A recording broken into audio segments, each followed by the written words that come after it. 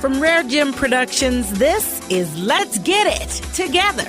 Support for Let's Get It Together comes from the Kwame Building Group, delivering total value through pure construction and program management services. Support also from Proficient Chiropractic, 2050 Woodson Road in Overland, Missouri. Call 314-447-0725 with Doctors Everett and Tipler, changing the way St. Louisans think about their health. In the classroom. There's so much to the story of our Little Rock Nine, and we could tell our story of history over and over again. Instead of running through what you may already know from your books or documentaries or whatever other material you may have had, that you wanted to get into meaningful exchange. It's my great honor and privilege to welcome to the studio Dr. Terrance Roberts. Even though the law changed, people weren't happy with the law. They said, basically, this is not the kind of law we want the Supreme Court to enact. We would prefer business as usual. We would prefer to be able to maintain these walls of separation between people based on racial group membership. Our part in it, that is the Little Rock Nine part in it, had to do with the fact that we believed that the law had changed and was now in our favor. And at that point, we had no way of backing down.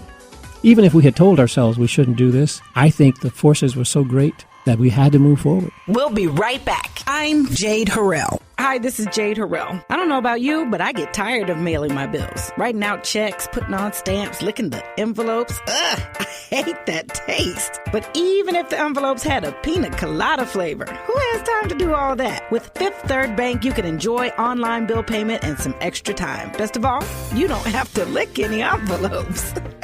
It's a simple, convenient, organized, and fast way to pay your bills. Choose the bill payment date that works best for you and let the bank do the rest. Unlike a lot of banks, keep your funds in your account right up until the due date. You also get a balance that helps you keep track of your funds. It always helps to manage your payees, and it gives you a convenient snapshot of your billing information. You'll receive periodic email alerts keeping you informed on information changes and bill payment activity. Now, doesn't that sound good? With online bill payment, you're licking your time management problems instead of licking envelopes. And you're saving trees, too. Be good to the environment. Just talk to your nearest Fifth Third banker or visit 53.com and search online bill payment. Fifth Third Bank, the curious bank. Member FDIC, bill pay subject to internet banking terms and conditions. Let's get it together!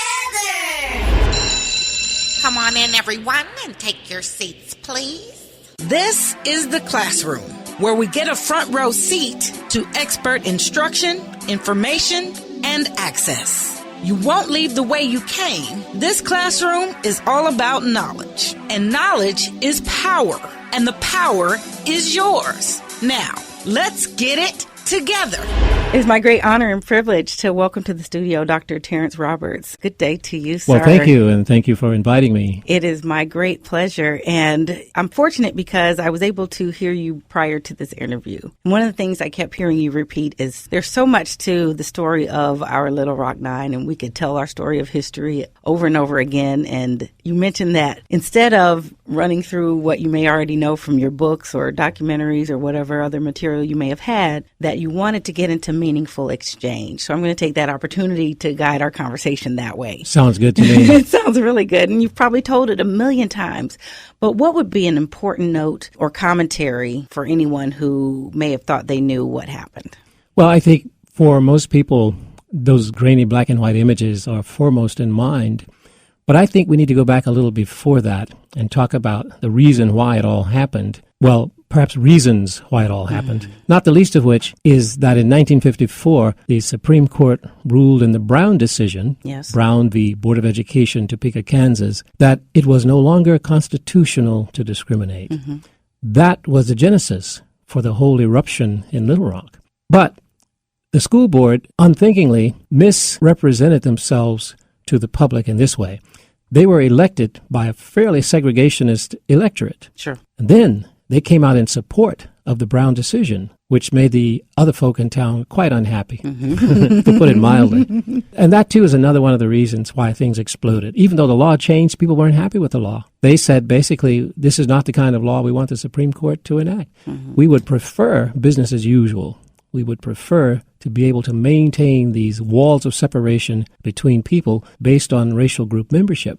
Our part in it, that is the Little Rock Nine part in it, had to do with the fact that we believed that the law had changed and was now in our favor. And at that point, we had no way of backing down.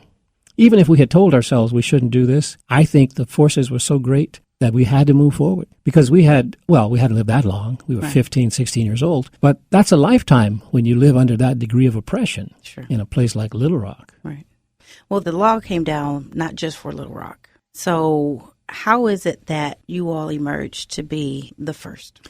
That's a mystery to me. Really, it is. I'm not quite sure. But I think a lot of elements came together at the same time. Little Rock, whether it's true or not, had the reputation of being a more liberal southern city.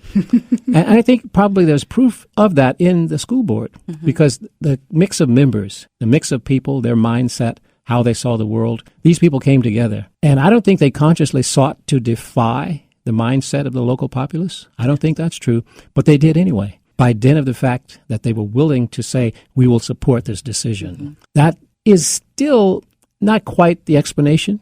But as far as I've gotten in my thinking so far, I would go with that. So how did you come to be one to sign up?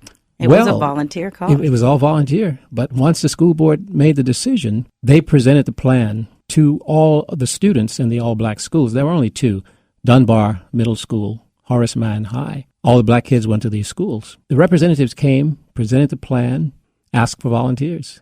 We raised our hands to the tune of probably 150. We were eager, 150 kids. What we did not anticipate was having to go home and explain to our parents that we'd volunteered, at which point those numbers dwindled significantly until eventually there were 10. The night before school was to open, there were 10 of us. We would have been the Little Rock 10. Right.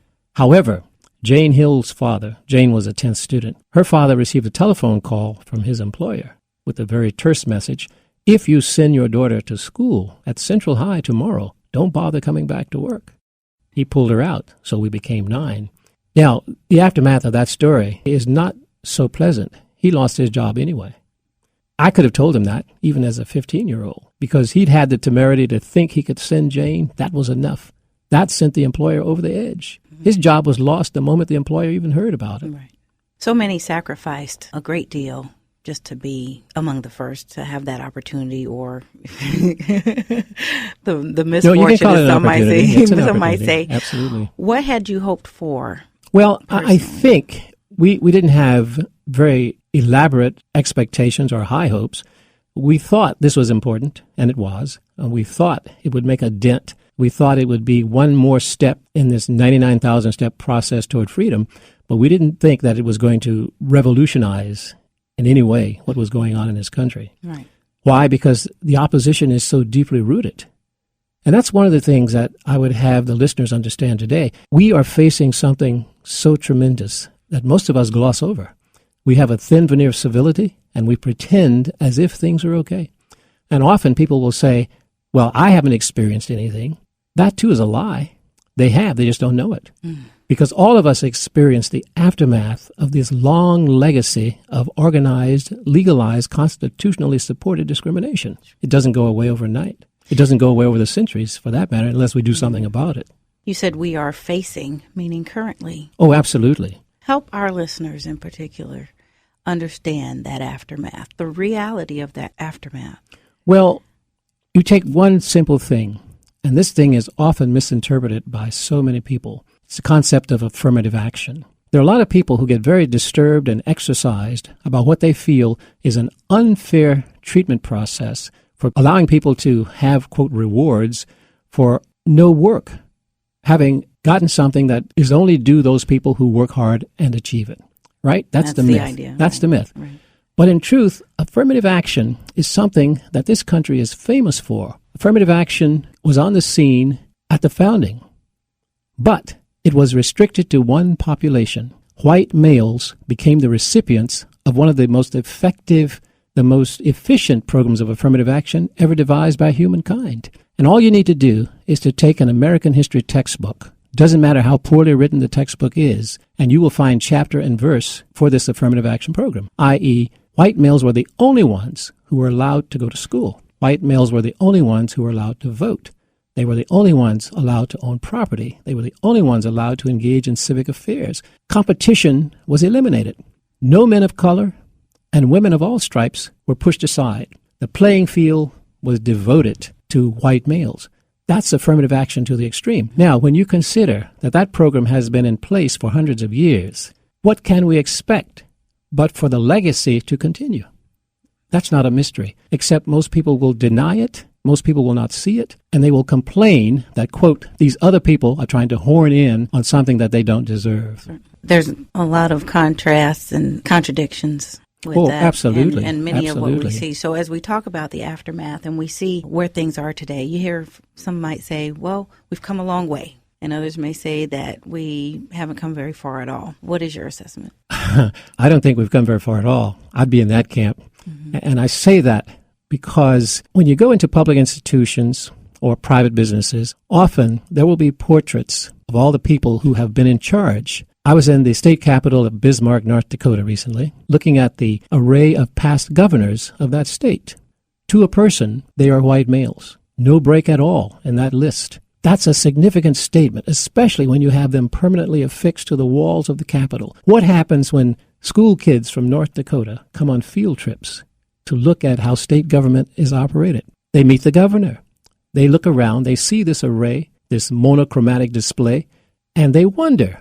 No one talks about it. No one speaks to that. But the kids themselves, 4th grade, 5th grade students, see that. Those kids who are not white will look at that and have a very different reaction to those kids who are white. There is nothing there that speaks to those kids of color. What happens in some cases, not in every case, because some kids are psychologically stronger than others, but I would say too many of those kids will look at that display and think to themselves, that's not for me.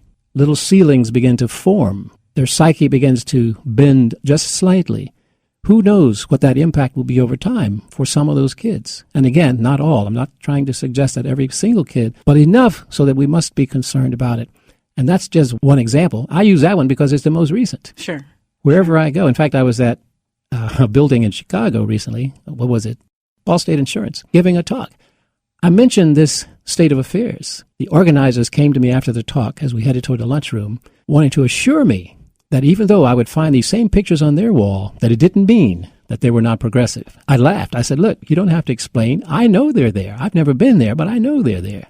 How do I know that? I live in America. I understand the dynamic. You understand the dynamic, and you have a psychology practice of your own, so you understand the impact of the images, the things. You understand the impact on the human spirit, the mind, of the things that we take in. Right. So what could we say? And I'm going to have to repeat what you said. So much. There's so much to cover. Gosh, I want to make use of this valuable time in the best way possible. What should we say, could we say to that 4th grade student, African-American student that goes into the hall to mend, to balance, to support them? Well, I would say we must say to them the same thing my wife and I said to our own daughters. We have 2 daughters. Mm-hmm. And who are adults now. They're adults now. And before they were born, actually, we had this discussion. What do we tell our kids about where we live and what the conditions are under which we live?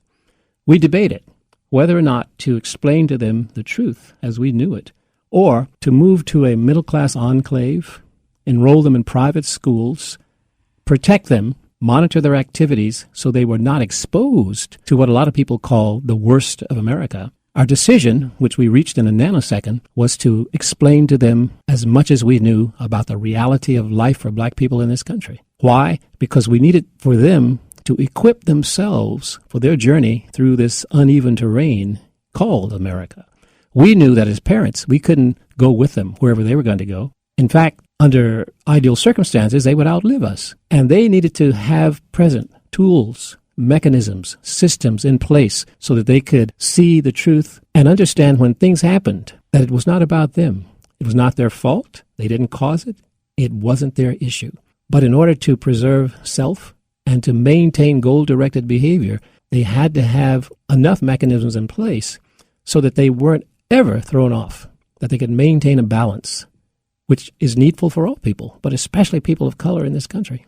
Thank you so much for your contribution. Well, thank you for having me. For sharing your time with us. Thank you very much. And continually. Dr. Roberts, it is our great pleasure to have you.